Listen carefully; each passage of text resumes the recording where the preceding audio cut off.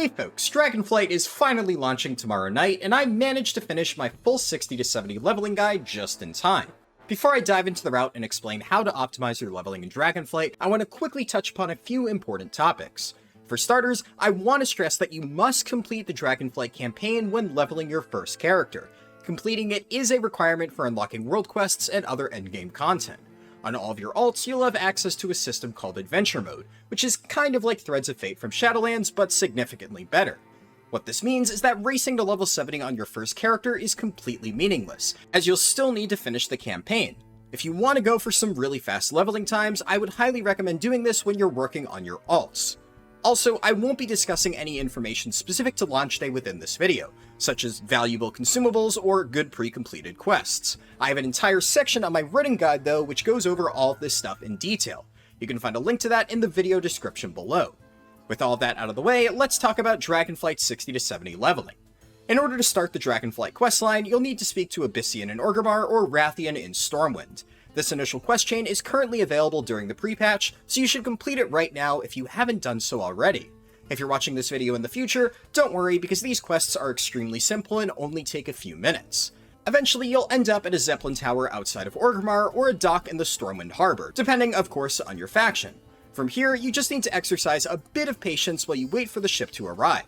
If you want to know how long it'll take, you can speak to a nearby NPC in order to display the boat's timer.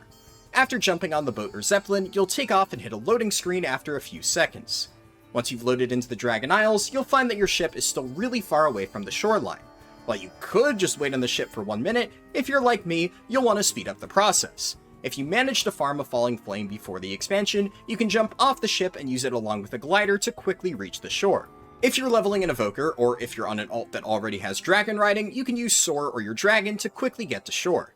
While there are some other weird glitches on beta that allow you to teleport straight to shore, they're not entirely consistent, and they'll likely get fixed after launch. Therefore, if you don't have any of the aforementioned items or abilities, you should just be patient and wait on the ship. Now that you've reached the Waking Shores, you can begin to follow the Dragonflight campaign. Many of these quests are pretty straightforward. They'll tell you to kill a few mobs or collect a few items.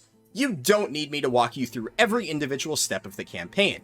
What I will do though is go through the entirety of the campaign route and point out any special things that you should look out for, such as side quests, rare mobs, or Hearthstone locations.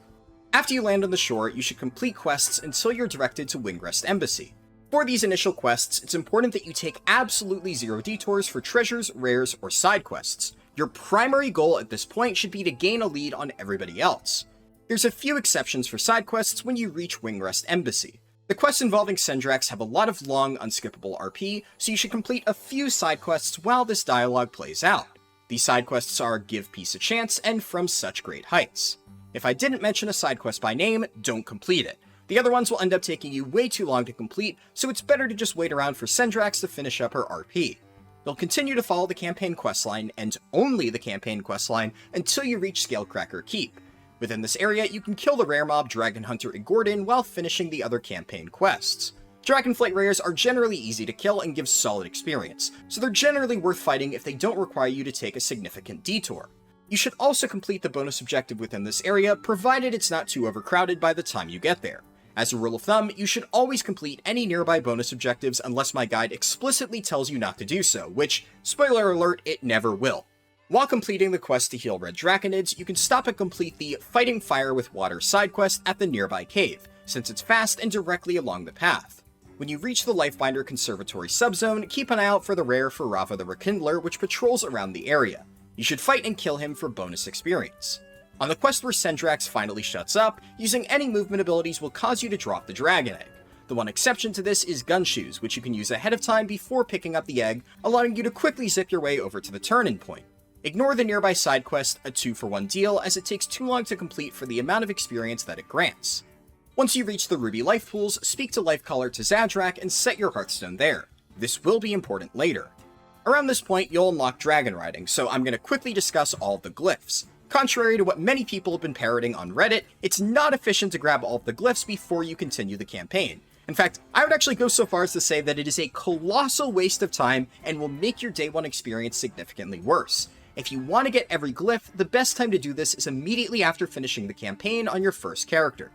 While leveling, you'll want to grab a maximum of 7 dragon riding glyphs, and you should only pick one up if it's directly along your path. Your first glyph is mandatory and will give you access to 4 vigor, but the other 6 are completely optional. If you choose to grab them, you can learn dynamic stretching and thrill chaser, both of which slightly improve your vigor regeneration. This is such an insignificant bonus though that I won't even bother pointing out all of the locations of dragon riding glyphs.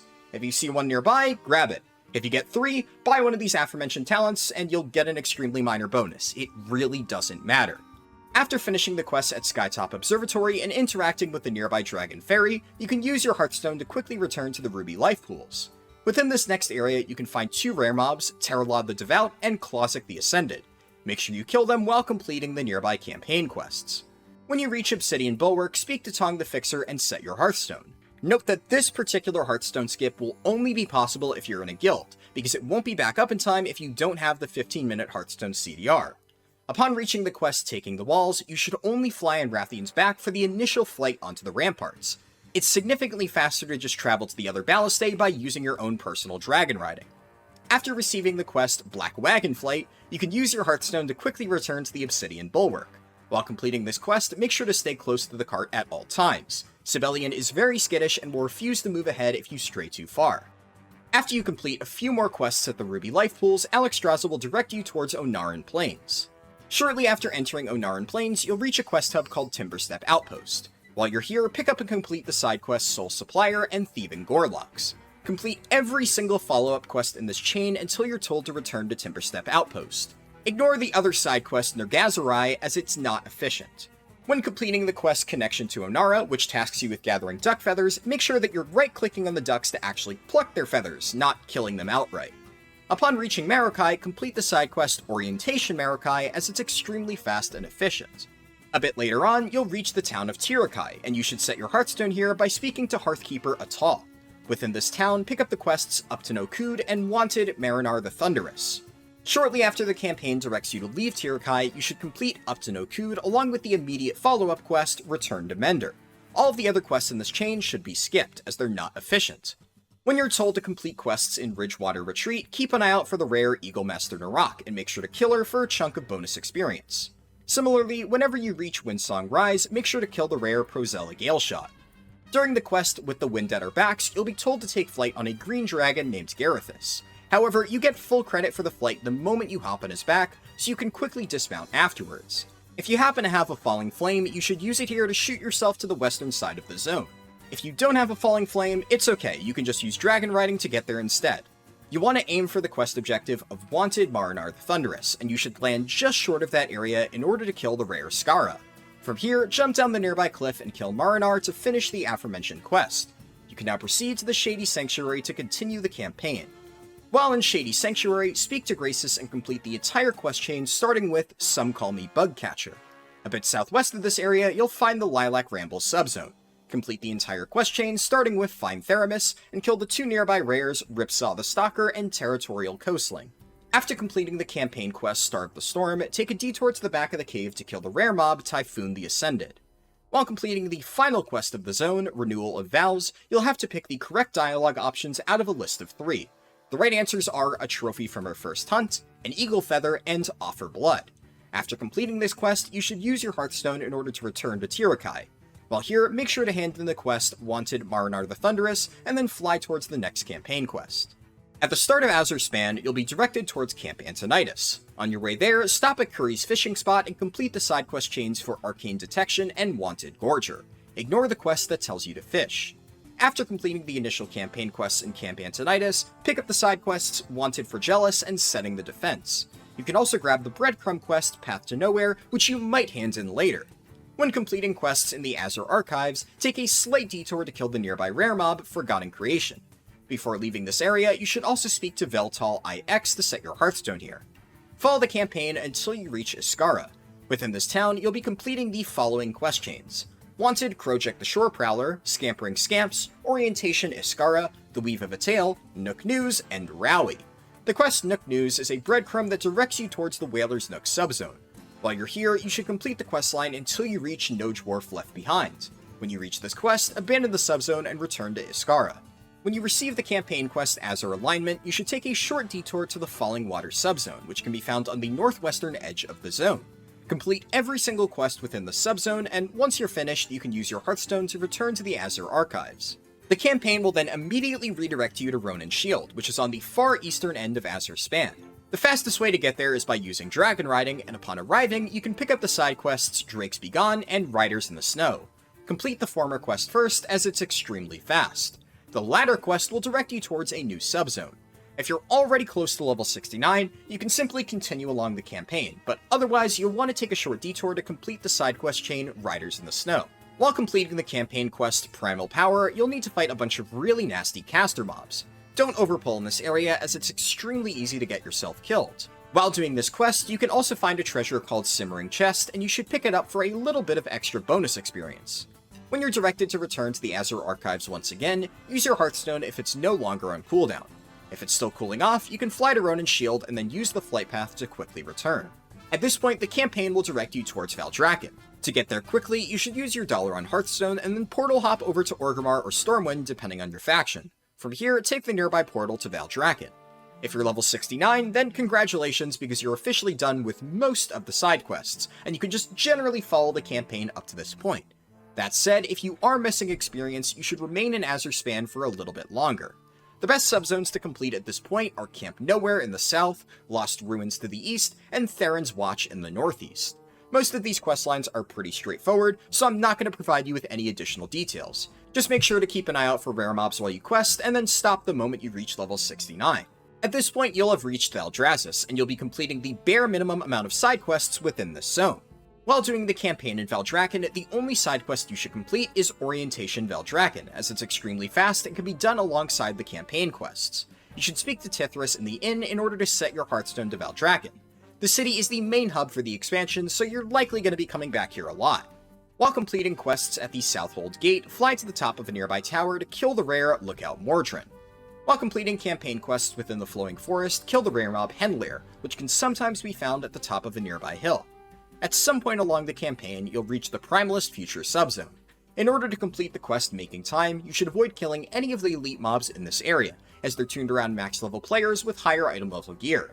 The intended way to complete this quest is to kill the non-elite elemental ads scattered around the zone. After you've killed Murloc Deathwing, you can immediately exit your vehicle and turn in the quest. Waiting for the RP to finish here is not necessary. Within the Black Empire subzone, you'll need to reach the opposite end of Nyalotha to hand in the quest, but the path to get there is covered with mobs. You could just press Gunshoes and attempt to speed past all of the mobs, but if you have a Darkmoon cannon, this is a great opportunity to use it. Just launch yourself across the gap and use a Goblin Glider kit in case you don't get enough distance.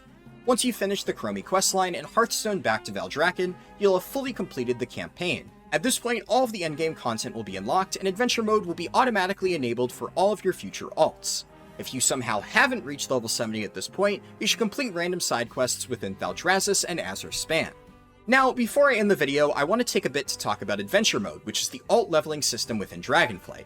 While many people, myself included, have compared Adventure Mode to Threads of Fate and Shadowlands, it's actually quite different. Threads of Fate was an option that you were forced to select at the start of your leveling process, and it would cause you to be completely locked out of the campaign. Adventure Mode is a little bit different, because it's automatically enabled for every single alt you level. Additionally, you're not locked out of any content while leveling in Adventure Mode. It simply serves as an added bonus on top of the existing campaign. The result of this is that, for the most part, the general questing path doesn't actually change for alts. Upon reaching Wingrest Embassy in the Waking Shores, you'll be prompted to select a zone, but Waking Shores will always be the fastest option since, well, you're already there. At this point, you should just follow my campaign route step by step until you've reached around level 68 within the Azure Span. At this point, your best bet is to just abandon the campaign and complete a few additional side quest lines such as Camp Nowhere, Snowhide Camp, Lost Ruins, or Theron's Watch. If you still haven't managed to reach level 70 after finishing all of these subzones, your best bet is to spam random dungeons or specific queue for any ones that you have a quest for, such as Ruby Life Pools, Noku Defensive, Neltharis, or Brackenhide Hollow. I should also note that Blizzard will tend to heavily update the alt leveling experience over the course of the expansion, so this is something I will be heavily testing throughout Dragonflight. Unfortunately, since this is a video guide, I can't retroactively add information to it. That being said, whenever I do a new run and gain information to speed up the process, I'll be updating the written guide, which you can find linked in the video description below. When the inevitable leveling overhaul comes in 10.1, 10.1.5, or 10.2, you can expect a large revamp to both the written guide and a dedicated video guide just for 60 to 70 alt leveling. For now, you should find that the campaign route presented in this video still allows you to level up your alts in an extremely short amount of time. And with that, we've covered everything you need to know about Dragonflight 60 to 70 leveling. I'll quickly note that on launch day, I will be live streaming my first few leveling runs, so if you want to watch along while you're leveling, make sure to tune in here on YouTube.